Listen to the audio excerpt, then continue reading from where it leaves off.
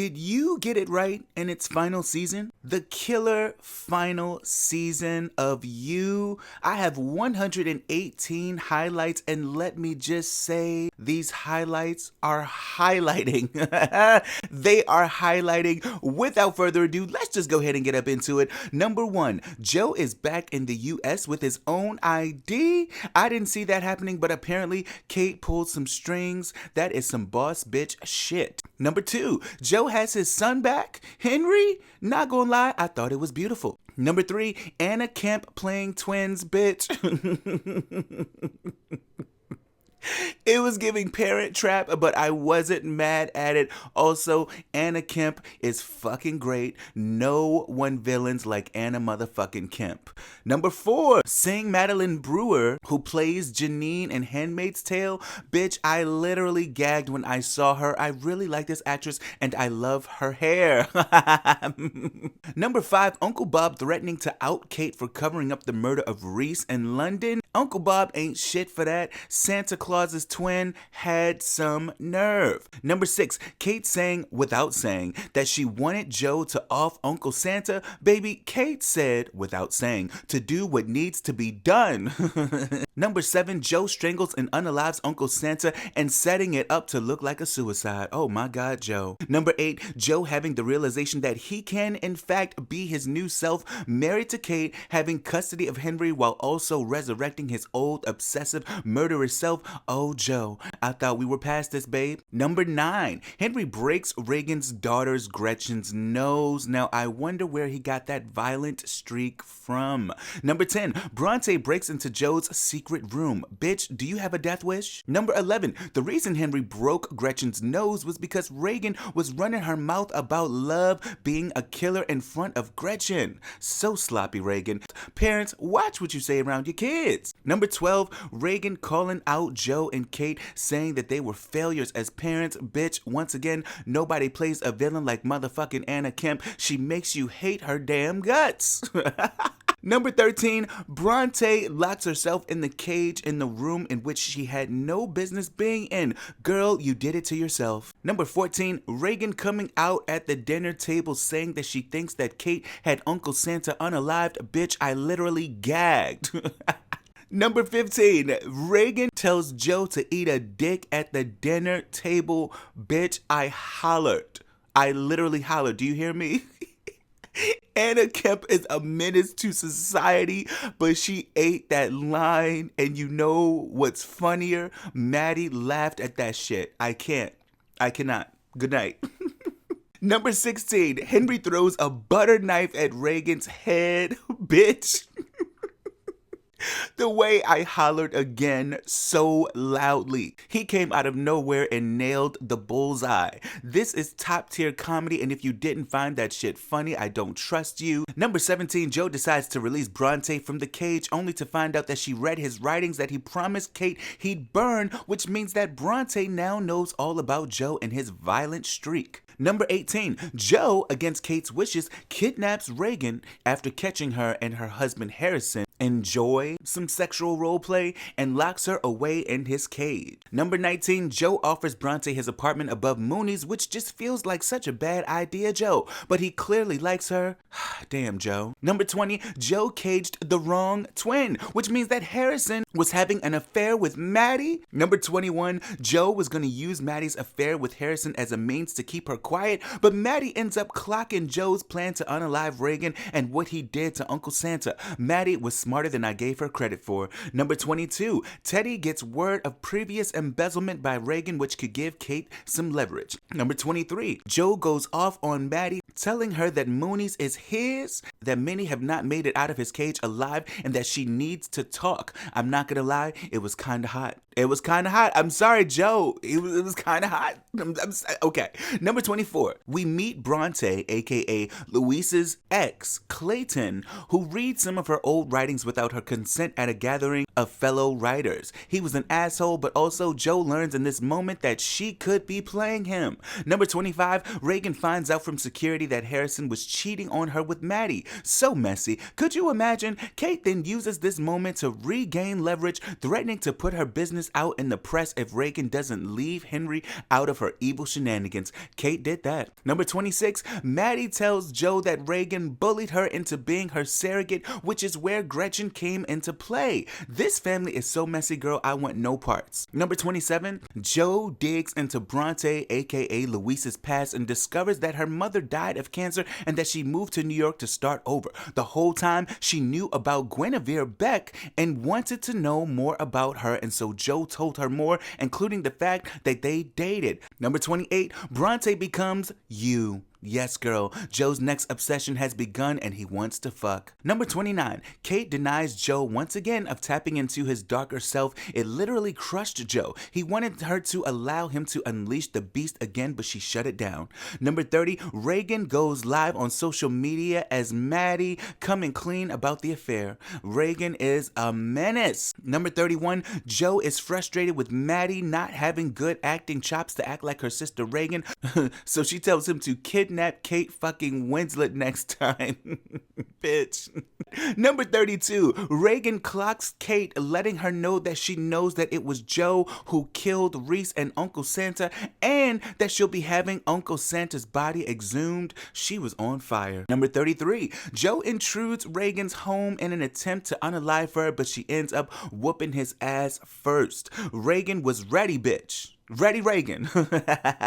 Number 34, Reagan telling Maddie that if it came down to her or baby Gretchen while Maddie was pregnant with her, that she would have easily chosen Gretchen. Oh, Reagan, you are wicked. Number 35, Joe jacks Clayton up for being a bully to Bronte, which leads to Bronte expressing how she feels about Joe and vice versa. Bronte stood her ground by not kissing Joe though because he's married. Stay strong, girl. Number 36, Maddie kills Reagan. No surprise there. Number 37, Maddie successfully acts as her dead sister Reagan and steps down from the board. Number 38, Bronte plans on quitting Mooney's, but Joe begs her to stay and they finally end up fucking. Number 39, Kate has Joe investigated. Baby, she was suspicious and wanted to know everything. Number 40, Maddie begins having visions of dead Reagan and she is playing the part of her mean ass sister. Number 41, Kate finds out about Bronte, bitch. Oh, I felt her. I felt her. Number 42, Kate tells Teddy about the dirt her private detective dug up on Joe.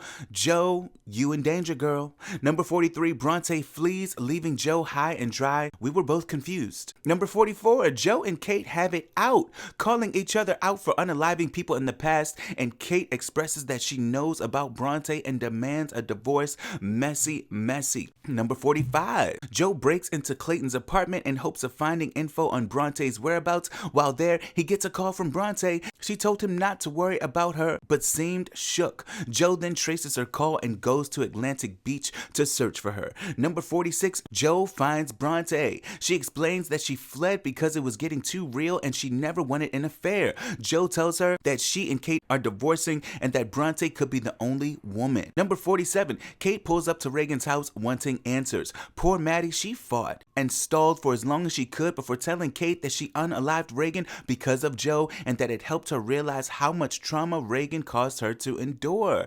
Anna Kemp acted the shit out of this scene. Number 48, Kate tells Teddy that she can't take Joe down because she was the one who told him to unalive Uncle Santa and that she covered up for him after he unalived the London politician. This was stressing both me and Teddy out, girl. Number 49, bitch, Bronte set Joe up. Clayton pulled up trying to start some shit with Bronte. Things got physical and Joe beat his ass and unalived him. Next thing you know, some of Clayton's friends came out of nowhere filming the whole thing on TikTok Live and Bronte held her taser up to keep Joe back. Bitch, what? Number 50, we get a flashback of Beck, bitch, and she knew Bronte. Good night. Good night. Beck was Bronte's teacher back then. Number 51, Joe is arrested after the murder of Clayton and is released on bail thanks to the help of Kate's lawyers. Number 52, Bronte did in fact move to New York to catfish and played the shit out of Joe. She got you, Joe. She met Clayton, who is actually the son of Dr. Nikki. She also met the others, Dom and Phoenix, in an attempt to find out what happened to Beck. Baby, they played Joe like a 1996 Game Boy. Number 53, Bronte tried to call off the final setup with Joe Joe that led to Clayton's demise, but she made the mistake of calling Joe from the restaurant, which allowed Joe to trace the call and find her. Number 54, Kate refers to Bronte as a catfishing TikToker. I had to include this because she ate that line, bitch. She also expresses to Joe that she knows about Reagan. Number 55, Kate played Joe by having him sign away his custody for Henry as he was being released on bail. That is nasty work, Kate. Number 56, Clayton was ready to risk Bronte's life to prove that Joe does in fact unalive all his girlfriends. Clay, you could have avoided your demise, sis. He was stern about getting revenge for his father and, well, it didn't work out. Number 57, Bronte told police that Joe was just defending her and that's why he unalived Clay, despite her friend's claims of Joe unaliving Clay in an angry, unprovoked rage. Bronte, you in love, bitch. Number 58, Joe finds the camera at his place that Bronte planted. Oh, she was sneaky. Number 59, Joe finds out from his lawyer that Clay was Dr. Nikki's son. Number 60, Bronte's friends are ready to take down Joe with the footage they have, but Bronte is not on board to help because she's in love. Number 61, Joe shows up to Henry's school to give his teacher a book that he planted a tracker in. Joe loves his son and it really is beautiful. Number 62, Dom finds out through Bronte's weird actions that she defended Joe to the police and that she loves Joe. Bronte tells Dom that Clay was in fact violent with her and that's why Joe was simply defending her. This resulted in the end of Dom and Bronte's friendship. Number 63, Kate apologizes to Maddie for not protecting her from Joe. Maddie agrees to go away to rehab for a month, which will give Kate enough time to figure out how Maddie can get back to her normal life. Number 64, Joe pulls up to the secret spot where Teddy and Henry are staying, nearly gets into a knife fight with Teddy and is seen by Henry. He has a sweet moment with Henry and tells him to ignore what the kids are saying at school and is soon dragged out by security while telling Henry that he loves him. So sweet. But Joe, the white privilege is real. Number 65, Dom and Phoenix do a TikTok video demanding Joe to be arrested after clocking the fact that he's a serial killer and even displayed some of his victims. Oof, child. This leads to a ton of people from Joe's past popping up doing TikTok stitches of their history with Joe, most of which did not help his case. Number 66, Joe blackmails Maddie into helping him clean up his public image. She has him speak with a journalist influencer who is very unserious. Also, I love this actress from SNL. During this interview, Joe mentions that Bronte was the biggest mistake. Bronte sees it and sends Joe a text and then books her trip home to Ohio. Number 67, Joe shows the journalist influencer his cage on TikTok Live. Bitch, he starts talking about Mr. Mooney and breaks down, which is exactly what Maddie told him not to do. What got him together was the text from Bronte stating that she told the police that he was just protecting her. He manages to pull it together and regain the public's trust, including Cardi B on TikTok Live.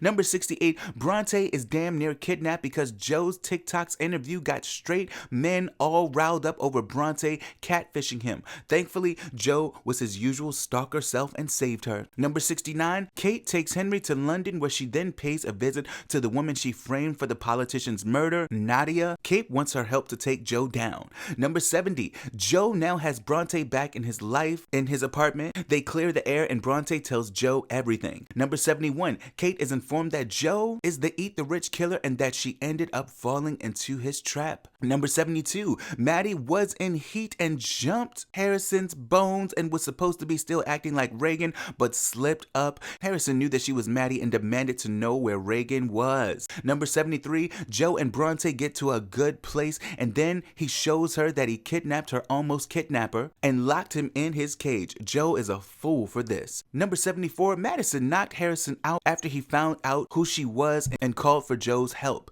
Number 75, Bronte interrogated her trash ass almost kidnapper who claims he attacked her because women like her always sell men out. Another straight man who hates women. Look at that. Number 76, Kate gets Nadia out of prison and begs and pleads for her to help take Joe down as Nadia is the only eyewitness that Kate can find. Number 77, Joe and Maddie fight for their lives to convince Harrison's whack ass to release the thought of Reagan and to go along with her dying in a boat accident, but he's just so used to to being castrated by her that he can't let her go. Number 78, Bronte tries to have a therapy session with her almost kidnapper and he only proves to be the trash that I knew he was, with intentions of hurting more women. Number 79, Henry calls Joe and gives him the whole scoop that they're in London and that Kate told him that Joe is going to jail, bitch. Kate gets on the phone and tells Joe that she is taking his ass down. Number 80, Harrison finally decides to go along with Joe and Maddie's plan. Number 81, Bronte releases her almost kidnapper but told him he better watch his ass.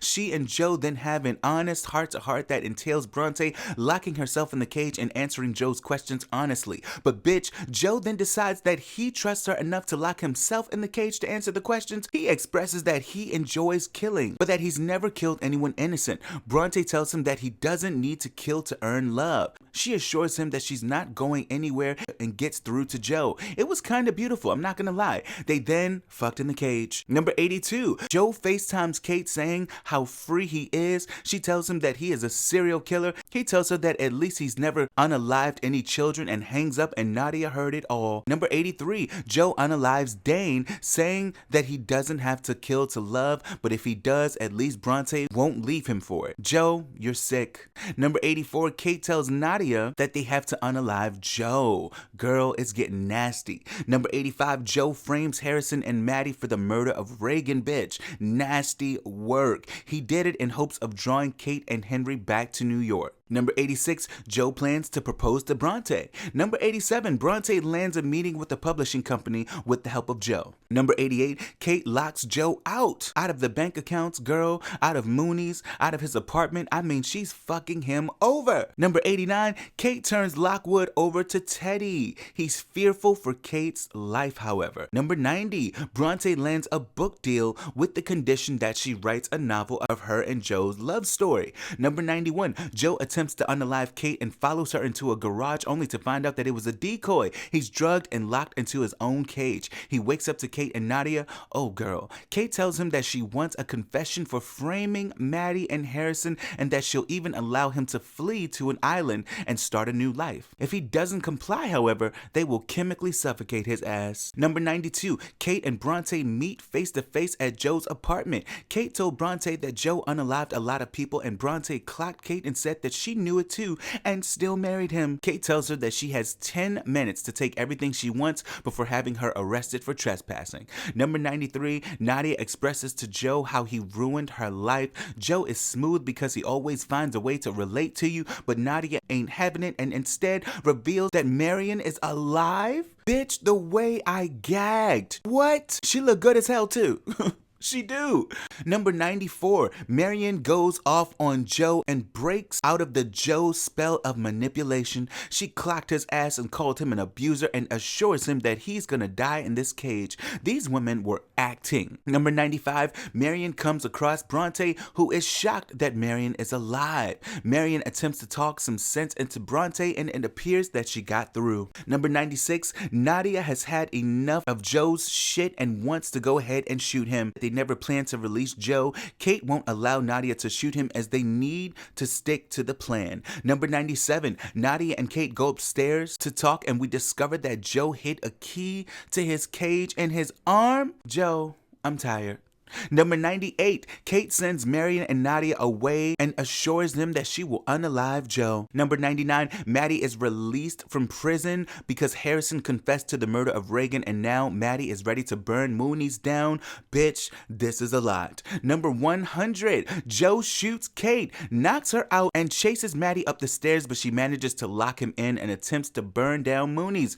Joe heads back to the basement to find Kate's phone, but Kate knocks his ass out. Number 101, Bronte calls Dom, coming to the realization that she messed up by choosing Joe. Number 102, Kate records Joe's confession of him unaliving Love and sends it to Nadia as they're both seemingly dying in the basement. Number 103, Bronte rescues Joe from the fire as Kate did not make it. Number 104, Joe proposes to Bronte. She says yes, and we hear her as the narrator as she explains that she plans to take his ass down and that he'll never see it coming. Number 105, life. Joe and Bronte have fled New York and have started over. Bronte has a gun in her bag. Girl, oof. Number 106, Joe has Will working on new passports for he and Bronte, as well as helping him get in touch with Henry. Number 107, Bronte finds a copy of Beck's book while she and Joe are at a pit stop at a gas station. Does she end up buying it? Number 108, Joe and Bronte squat at a rental property in a secluded area that Joe seems to be familiar with.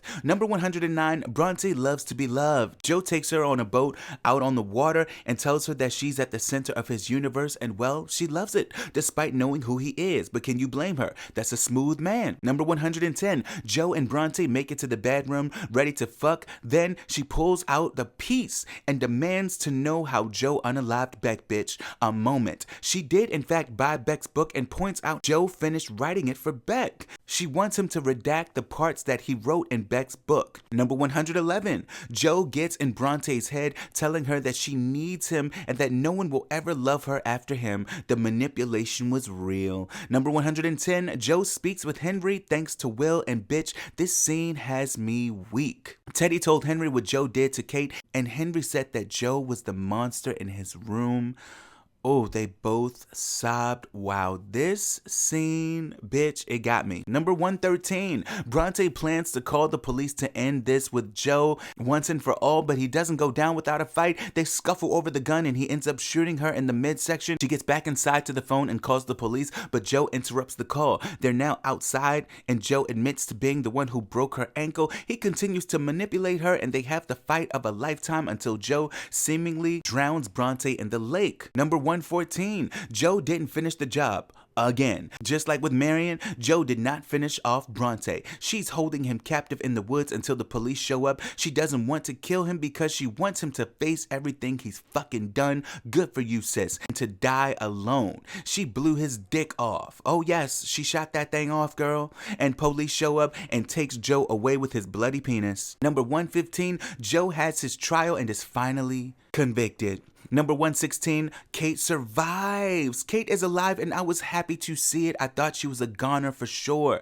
Number 117, Beck's book is republished with Joe's additions redacted. Number 118, Broken Society. Joe is receiving all types of fan mail from people who sexualize him as a murderer of women. He admits to being broken and a product of his environment. No accountability is taken on his end, and maybe the problem isn't me, he says, but maybe it's you.